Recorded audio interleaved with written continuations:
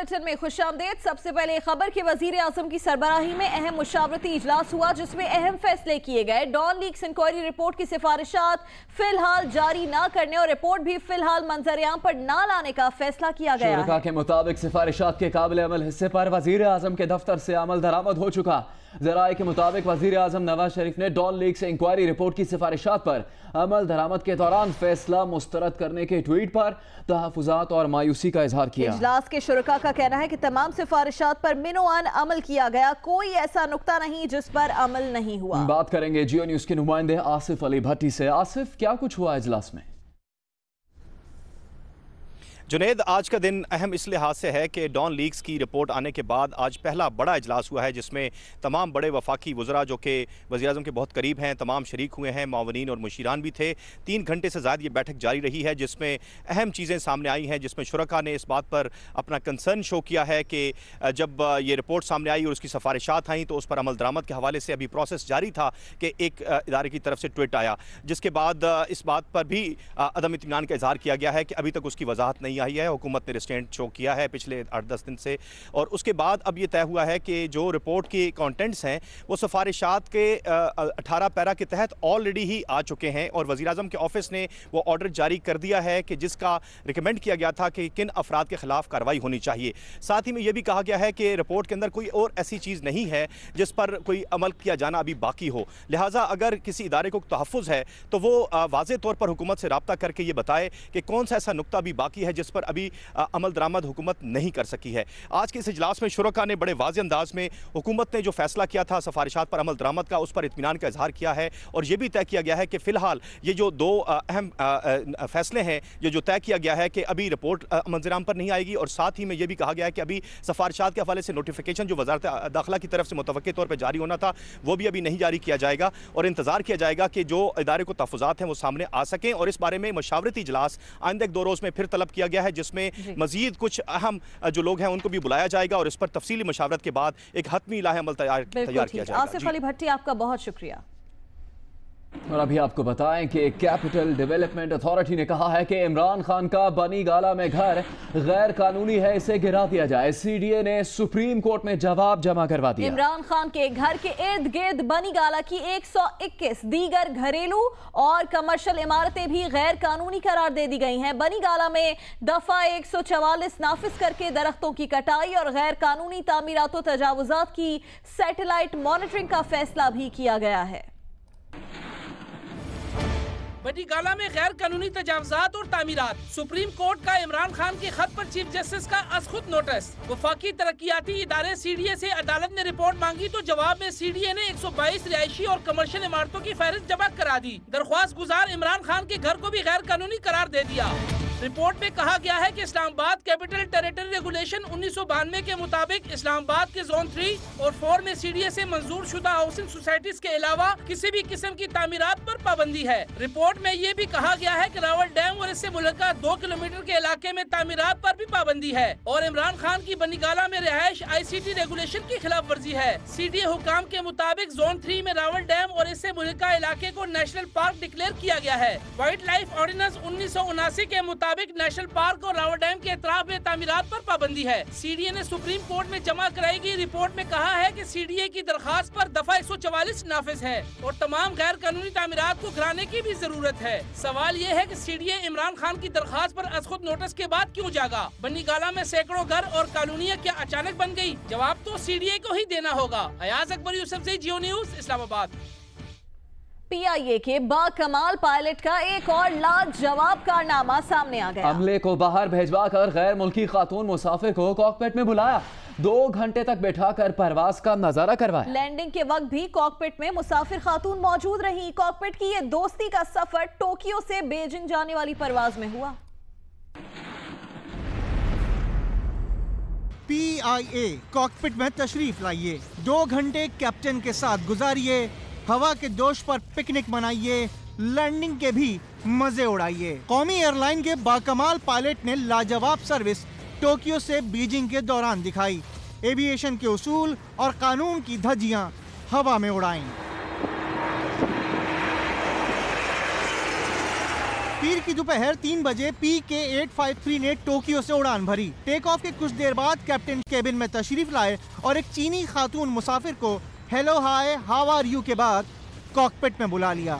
जहाज उड़ता रहा, फ्रेंडशिप चलती रही, स्नैक्स और मशरूबात कॉकपिट में पहुंचाए जाते रहे और अमला बेबस तमाशा देखता रहा। 2 घंटे गुजर गए, कोई अनाउंसमेंट नहीं गूंजी और कैप्टन साहब खातून मुसाफिर को साथ बिठाकर बीजिंग लैंड कर गए।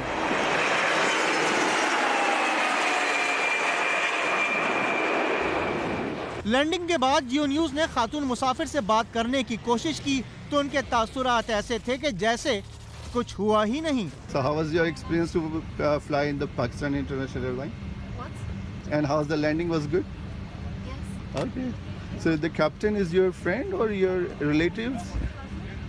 The staff? The pilot is your friend? What? The inside, he's your friend? कौमी एयरलाइन के तर्जुमान दानियाल गिलानी से राब्ता किया गया तो उनका मौक़िफ़ था कि मामले को देखा जा रहा है। किसी को कॉकपिट में बुलाने से सिक्योरिटी पर कोई हरफ नहीं आता, लेकिन कवायद व ज़वाबित और कवानीन पर कितने हरफ भेजे गए ये उन्होंने नहीं बताया। मुस्लिम लीग नून के रहनुमा और पार्लियामेंट की एविएशन से मुतालिक कमेटी के मेंबर का ये कहना है कि PIA की इंतजामिया से वाक़े पर जवाब तलब किया गया। आपको बता दें कि मुशाहिदुल्लाह खान ने कहा है कि इस वाक़े पर PIA से जवाब तलब किया गया। मुशाहिदुल्लाह खान ने यह भी कहा है कि इस तरह के वाक़यात से PIA का इमेज खराब हो रहा है, इंक्वायरी जरूर होनी चाहिए। इसकी हम इन्वेस्टिगेशन करेंगे। मैंने आज उसको इस पर थोड़ा सा नोटिस भी दिया है और 18 को शायद मैं मीटिंग बुला के और भी बातें उसमें इंशाअल्लाह हम जरूर यानी कि उनसे PIA की इंतजामिया से बात करेंगे और उसमें जो भी एक्शन जो है वो बनता है वो जरूर दिया जाएगा और हम इसको छोड़ेंगे नहीं इस तरीके से। चीफ जस्टिस ने ऑफशोर कंपनीज के केस में हनीफ अब्बासी के वकील अकरम शेख से ये सवाल किया कि क्या आप चाहते हैं कि अक़लियत के फैसले की बुनियाद पर इमरान खान को नाअहल करार दे दें? जवाब में अकरम शेख बोले, एक वजीर आजम है जबकि दूसरे वजीर आजम बनने के मुंतजर हैं। फैसला वही होता है जो अक्सरियत का हो। जस्टिस उमर अता बंदयाल ने पूछा कि आप यकीन से कह रहे हैं कि Imran Khan prime minister in waiting है? अदालत ने इमरान खान को बयान हलफी के साथ दस्तावेज जमा करवाने की हिदायत भी कर दी है। Chief justice Pakistan justice Saqib Nisar की सरबराही में 3 रुकनी बेंच तहरीक इंसाफ के चेयरमैन इमरान खान को नाअहल करार दिया जाए। हनीफ अब्बासी की दरखास्त की समाअत का चौथा रोज। अकरम शेख ने मौक़िफ़ इख्तियार किया। इमरान खान ने बनी गाला की जायदाद खरीदने के हवाले से कौमी असम्बली के ऐवान में जो बयान दिया वो इमरान खान के अदालत में जमा कराए गए बयान से मुख्तलिफ है। इमरान खान का पार्लियामेंट में बयान दुरुस्त नहीं, वो सादिक और अमीन के मयार पर पूरा नहीं उतरते। इमरान खान ने 2005 में 95 कनाल अराजी साबका अहलिया जमाइमा खान के नाम पर खरीदी, तब तलाक हो चुकी थी। लंदन फ्लैट फरोख्त हो चुका था और फिर 4 माह बाद 95 कनाल अराजी अपने नाम की। चीफ जस्टिस ने पूछा, क्या इस तरह की ट्रांजैक्शंस आर्टिकल 62 और 63 के जुमरे में आती हैं? अकरम शेख ने कहा, इमरान खान ने अराजी साबका अहलिया के नाम पार्क करके रियासत को धोखा दिया ताकि ये छुपाया जा सके कि पैसा कहां से आ रहा है। अकरम शेख ने दलाइल मुकम्मल किए तो जस्टिस उमर अता बंदयाल ने सवाल उठाया कि अकरम शेख साहब, आपने इमरान खान की नाअहली के लिए जो अदालती नजीरें पेश की वो इलेक्शन ट्रिब्यूनल के फैसलों के खिलाफ अपीलों के फैसले हैं। सुप्रीम कोर्ट ने अभी पनामा केस का फैसला दिया, आपने इससे कुछ नहीं पढ़ा। चीफ जस्टिस ने सवाल उठाया, अकरम शेख साहब, आपका मौक़िफ़ है कि जो दस्तावेजात आपके मुवक्किल ने दाखिल की इस रिकॉर्ड की बुनियाद पर इमरान खान को नाअहल करार दे दिया जाए। पनामा फैसले में 2 जजेस ने दस्तयाब मवाद की बुनियाद पर फैसला दिया। क्या आप अक़लियती नुक्ता नजर पर एतमाद करते हैं या हम अक्सरियती असूल की बुनियाद पर फैसला दें? मुस्लिम लीग नून के रहनुमा दानियाल अजीज, हनीफ अब्बासी और तलाल चौधरी ने इमरान खान पर इल्जामात लगाते हुए कहा है कि 2002 में इमरान खान को 1 सीट खैरात में मिली। अब PTI के पास दारुल हुकूमत को मफलूज करने की ताकत कहां से आई? ये भी कहा कि इमरान खान ने वजीर आजम से 50 साल का हिसाब मांगा, हम तो उनसे चंद बरसों का हिसाब मांग रहे हैं।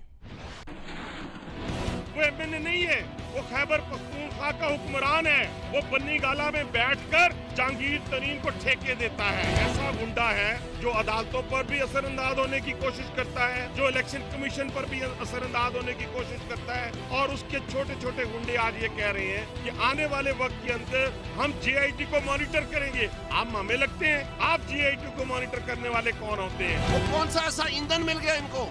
वो किस किस्म की ताकत फराम हुई कि रातों रात वो जमात जो अपनी एक सीट जीतने के काबिल नहीं थी, वो कैसे रातों रात भटक के पूरे पाकिस्तान के मंजर आम। नवाज शरीफ ने तो अपना भी हिसाब दिया, अपने वालिद का भी हिसाब दिया, अपने बच्चों का भी हिसाब दिया। हमने तो आपके ना वालिद का हिसाब मांगा, ना बच्चों का हिसाब मांगा, ना बच्चों का बाकी गिनती मांगी।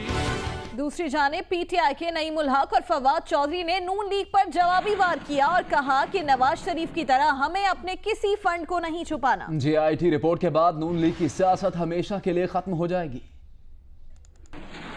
किरदार की कश्ती जैसे कि मैंने कहा डूबने वाली है। इंशाअल्लाह आप देखेंगे GIT की रिपोर्ट के बाद ये हमेशा के लिए पाकिस्तान की सियासत से ख़त्म हो जाएंगे। मैं समझता हूँ कि इनकी जो गंदी ज़बान है, इनके जो झूठ हैं, वो कौम समझ चुकी है। ये रोज़ाना इमरान खान पर इल्ज़ामात लगा रहे हैं, मगर आज फिर मैं एक दफ़ा कहना चाहता हूँ, जो मैंने कल बात की थी, नवाज शरीफ साहब ने डॉन लीग्स रिपोर्ट छुपाकर मुल्क से गद्दारी की है। अगर वकला जो है वो ये मानते हैं तो फिर पाकिस्तान के लोग तो पहले ही कह रहे हैं कि इमरान खान ही अगले वज़ीर आज़म होंगे। तो हम शुक्रगुजार हैं आज के हुकूमती वकला को भी ये रियलाइजेशन है कि अगले वज़ीर आज़म इंशाअल्लाह इमरान खान होंगे। और भारतीय शहरी उज़्मा और पाकिस्तानी शहरी ताहिर की मलेशिया से शुरू होने वाली कहानी अदालत जा पहुंची। अब भारतीय हाई कमीशन दफ्तर खारजा की जानिब से उज़्मा की रवानगी का परवाना मिलने का मुंतज़िर है। भारतीय हाई कमीशन ने दफ्तर खारजा को उज़्मा की तमाम दस्तावेजात मुहैया कर दी हैं। दूसरी तरफ ताहिर पर धोखाधड़ी का इल्जाम लगाने वाली भारतीय शहरी उज़्मा की अपनी 6 साला बेटी के साथ तस्वीर मंजर-ए-आम पर आ गई। ज़राए के मुताबिक इंडियन हाई कमीशन ने उज़्मा के मजिस्ट्रेट के सामने रिकॉर्ड करवाए गए बयान की कॉपी और दीगर दस्तावेजात दफ्तर खारजा को भिजवा दी हैं। ज़राए भारतीय हाई कमीशन का कहना है कि पाकिस्तानी दफ्तर खारजा उज़्मा के मामले पर ताउन कर रहा है। उम्मीद है जल्द उज़्मा को सफरी दस्तावेजात मिल जाएंगी, जबकि दफ्तर खारजा का कहना है कि उज़्मा का केस इस वक्त अदालत में है। कानूनी तकाजे पूरे करने के बाद ही उज़्मा को भारत वापस भेजा जा सकता है। और भारतीय खातून उज़्मा के भाई वसीम अहमद का ये कहना है कि उनकी उज़्मा से आखिरी बात 7 मई को हुई थी। उज़्मा के भाई का कहना है कि उनकी बहन निकाह करने नहीं बल्कि सिर्फ ताहिर और उनके घर वालों को देखने गई थी। निकाह जबरदस्ती किया गया। उज़्मा ने अपने भाई को बताया कि उन पर बहुत दबाव था, इसीलिए उन्होंने घर वालों को ये बात नहीं बताई। आखिरी बात 7 तारीख को हुई थी। फिर उसने मुझे बताया तो मैंने उससे कहा, मैंने कहा तू वहाँ देखने गई थी, सिर्फ कोई शादी नहीं करने गई थी, कोई कुछ नहीं करने गई थी, फिर तूने कैसे वो कहा कि हाँ निकाह कर लिया। फिर उसने बताया कि मैं तुम्हें इसलिए नहीं बता सकी क्योंकि मैं अंडर प्रेशर में थी, मुझे धमकाया गया, मारा गया, पीटा गया और मेरे से ज़बरदस्ती निकाह करवाया गया। मैं नहीं चाह रही थी, मैं तो सिर्फ देखने का उससे पर्पज़ से गई थी। फिर मैं उन्हें बुलाती अपने घर पे, घर वालों से मिलवाती, जैसा होता अच्छा लगता तो मैं शादी करती, नहीं तो कोई ऐसी बात नहीं। अभी आपको बताएं कि जानवरों को चारा देने से पहले खाने की इजाजत मांगना जुर्म बन गया। जालिम मालिकन ने चारा काटने वाली मशीन से कम सिन मुलाजिम का हाथ काट दिया। इरफान के गरीब माँ बाप ने इंसाफ के लिए जमींदार का दरवाजा खटखटाया तो डंडे मारकर निकाल दिया गया। पुलिस ने सेशन कोर्ट शेखुपुरा की मदाखलत पर 10 रोज बाद मुकदमा दर्ज करके जमींदारनी के भाई को गिरफ्तार कर लिया, जबकि मुलजिमा शफकत बीबी ने जमानत करा ली। बेबसी, लाचारी और मजबूरी अगर मुजस्सम हो तो इरफान का चेहरा बन जाती है। शेखुपुरा के गांव वाइयावाना के इस मासूम की हैसियत एक मज़ारे और गुलाम से ज्यादा नहीं, जिसे ताकत के नशे में धोते एक चौधरानी ने अपना जर खरीद गुलाम समझ लिया। भेड़ बकरियों को चारा देने से पहले 2 निवाले खाने की इजाजत मांगना इसका वो जुर्म बन गया जिसकी सजा चारा काटने वाली मशीन से हाथ काट कर दी गई। गरीब माँ बाप ने शिकायत के लिए जमींदार का दरवाजा खटखटाया तो जवाब में धक्के और डंडे मिले। अस्पताल वालों ने पुलिस केस की वजह से वापस भेज दिया। पुलिस ने भी आंखें बंद कर लीं। इरफान जिंदगी भर के लिए एक हाथ खो बैठा। 10 रोज दर की ठोकरें खाने के बाद सेशन कोर्ट शेखुपुरा में इंसाफ की दुहाई दी तो पुलिस ने मुकदमा दर्ज कर लिया। चौधरानी के भाई को तो गिरफ्तार कर लिया, लेकिन शफकत बीबी ने जमानत करा ली। जियो न्यूज पर खबर चली तो वजीर आला पंजाब ने नोटिस ले लिया, लेकिन क्या रियासत एक बच्चे के लिए माँ का किरदार निभाएगी? जालिम को सलाखों के पीछे और मजलूम को क्या इंसाफ दे पाएगी? बुशरा और नौमान स्विंग के सुल्तान, साहत में राहत फतेह अली खान। पाकिस्तान की सबसे बड़ी रमजान ट्रांसमिशन दिल दिल रमजान। तफसील देखिए जियो न्यूज पर सिर्फ 50 सेकंड्स के बाद। एक बार फिर आपको बताएं कि वजीर आजम की सरबराही में अहम मुशावरती इजलास हुआ, जिसमें अहम फैसले किए गए। डॉन लीक्स इंक्वायरी रिपोर्ट की सिफारिशात फिलहाल जारी ना करने और रिपोर्ट भी फिलहाल मंजर-ए-आम पर ना लाने का फैसला किया गया है। के मुताबिक सिफारिशात के काबिल अमल हिस्से पर वजीर आजम के दफ्तर से अमल दरामद हो चुका है। जराये के मुताबिक वजीर आजम नवाज शरीफ ने डॉन लीक्स इंक्वायरी रिपोर्ट की सिफारिशात पर अमल दरामद के दौरान फैसला मुस्तरद करने के ट्वीट पर तहफुजात और मायूसी का इजहार किया। इजलास के शुरका का कहना है कि तमाम सिफारिशात पर मिनोआन अमल किया गया, कोई ऐसा नुक्ता नहीं जिस पर अमल ना हुआ।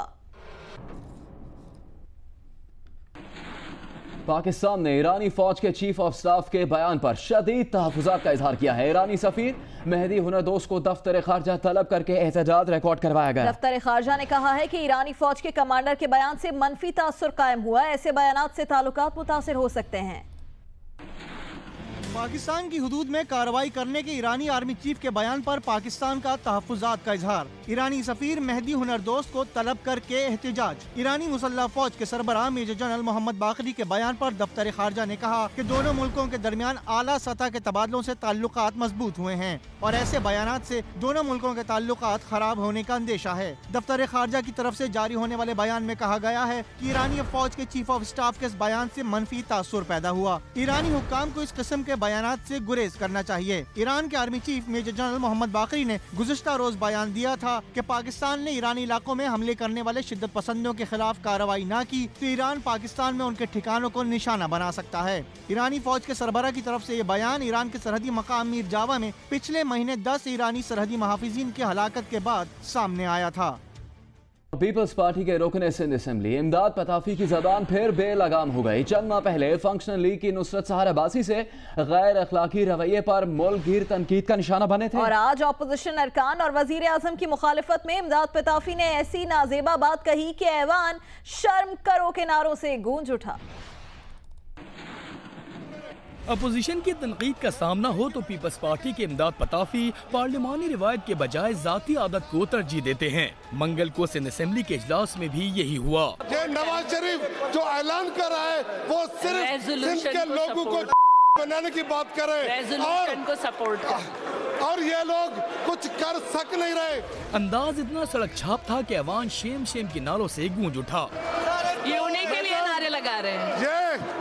ये सारे चाइना कटिंग वाले हैं। इमदाद पताफी को अपनी गैर अखलाकी गुफ्तगू पर चंद माह पहले अपोजिशन रुकन नुसरत सहर अब्बासी से भी माफी मांगनी पड़ी थी। नुसरत अब्बासी साहिबा से और जिसकी भी दिलादारी हुई, मैं तहे दिल से उनसे माफी मांगता हूँ। मगर तारीख ने साबित किया कि लोग तारीख से कुछ नहीं सीखते। को सपोर्ट कर। कराची में दिन के औकात में हैवी ट्रैफिक पर अदालती पाबंदी के खिलाफ गुड्स ट्रांसपोर्टर्स की तरफ से हड़ताल। तमाम गाड़ियां खड़ी कर दी गईं। बंदरगाह पर भारी गाड़ियों से सामान की तरसील रोक दी गई। ट्रांसपोर्टर्स का सदन बाईपास फौरी बनाने का मुतालबा। डीआईजी ट्रैफिक कहते हैं बेबुनियाद इल्जामात पर हड़ताल बिला जवाज है, अदालती अहकामात की पाबंदी कर रहे हैं।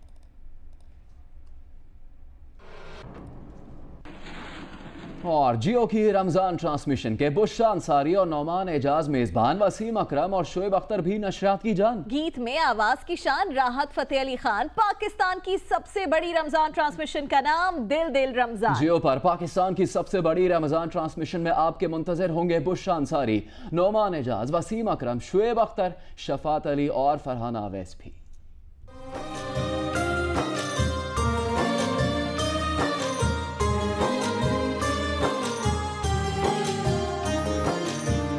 ऐसी बरकत है सिमटती नहीं, जितनी बांटो मगर ये घटती नहीं, बदलियां उस अता की छटती नहीं। रहमत हक यही महीना है, ये सना खानियां ये हमदो दुरूद, ये इबादत देखो हम सब हुए हैं एक वजूद, रहमते हक यही महीना है। दिल दिल रमजान, दिल दिल रमजान, दिल दिल रमजान, दिल दिल रमजान। पैनामा लीक्स केस की तहकीकात के लिए मुश्तरका तहकीकाती कमेटी शवाहिद और सबूत इकट्ठे करेगी। वजारत खारजा, खजाना समेत तमाम मुतल्लिका वजारतों से रब्ता किया जाएगा। JIT के पहले मुश्तरका इजलास में अहम फैसले कर लिए गए। पनामा लीक्स केस की तहकीकात कैसे की जाएं? मुश्तरका तहकीकाती कमेटी के पहले बाज़ाब्ता इजलास में अहम फैसले कर लिए गए। JIT शवाहिद और सबूत इकट्ठे करेगी। वजारत खारजा, खजाना समेत तमाम मुतल्लिका वजारतों से रब्ता किया जाएगा। Additional director general FIA Wajid Zia की ज़ेर सदारत मुश्तरका तहकीकाती टीम के इजलास में स्टेट बैंक ऑफ पाकिस्तान के आमिर अजीज और SECP के बिलाल रसूल, ISI के ब्रिगेडियर नौमान सईद और MI के ब्रिगेडियर कामरान खुर्शीद शरीक हुए। और तहरीक इंसाफ ने पैनामा लीक्स की तहकीकात करने वाली JIT की कार्रवाई ओपन करने का मुतालबा कर दिया। पार्टी रहनुमाओं का कहना है कि पैनामा केस पूरी कौम का मुकदमा है। जमीयत उलमा इस्लाम फे के सरबराह मौलाना फजलुर रहमान ने कहा है कि गुज़श्ता इंतखाबात के बाद कुछ लॉबीज और इदारों से वाबस्ता लोगों ने खैबर पख्तूनख्वा हुकूमत का हिस्सा बनने के लिए दबाव डाला, मगर उन्होंने इनकार कर दिया। मौलाना फजलुर रहमान का कहना था कि करप्शन करने वालों के अपने सूबे में करप्शन का राज है। पाक सरजमीन पार्टी के चेयरमैन मुस्तफ़ा कमाल ने कराची में जमीयत उलमा इस्लाम फे और मजलिस वहदत मुस्लिमीन के रहनुमाओं से मुलाकातें की और उन्हें 14 मई के मिलियन मार्च में शिरकत की दावत दी। JUI फे के दफ्तर में कारी उस्मान के साथ प्रेस कॉन्फ्रेंस में मुस्तफ़ा कमाल ने कहा कि सियासत से बालातर होकर आवाम को आवाज़ दे रहे हैं। मुस्तफ़ा कमाल ने MWM के दफ्तर में रहनुमाओं से भी मुलाकात की। मजलिस वहदत मुस्लिमीन के रहनुमाओं ने मुस्तफ़ा कमाल को अपनी हिमायत का यकीन दिलाया। लाहौर की बाएतमाद खवातीन ने सफ़र के मसाइल पर काबू पाना सीख लिया और मामूलाते ज़िंदगी निपटाने के लिए स्कूटी पर सफ़र करने लगी। इन खवातीन का कहना है कि दौरान सफ़र पुलिस और शहरी भी उनसे भरपूर ताउन करते हैं। रिपोर्ट कर रहे हैं अमीन हफीज़। मैं स्कूटी चलाती हूँ, मुझे बहुत अच्छा लगता है। अब तो माशाल्लाह मैं बहुत हवाओं में उड़ती हूँ स्कूटी लेके।